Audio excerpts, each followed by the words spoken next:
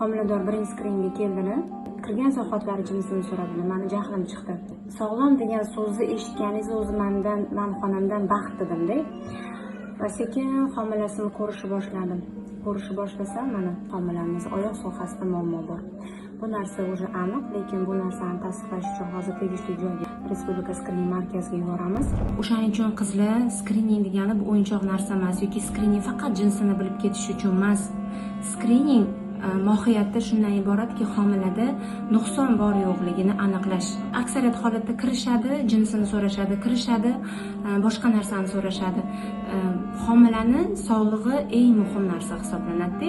Ularni xohlagan jinsini aytganimiz bilan, lekin homilada muammo bo'lsa nima bo'ladi? O'shaning uchun sizlardan iltimos, talab, taklif, skriningga o'z vaqtida kelinglar, o'z vaqtida homilangizda nuqsoni bor yo'qligini aniqlatinglar. Keyin jinsini aytish hech qanaqa muammo bo'lmaydi. Jinsini xohlagan vaqtda aytib berishimiz mumkin. 12 haftada ham aytib berishimiz mumkin, lekin homilaning sog'lig'i bu narsa, bu o'yinchoq narsa emas-da. Ahamiyatli bo'lishga harakat qilinglar.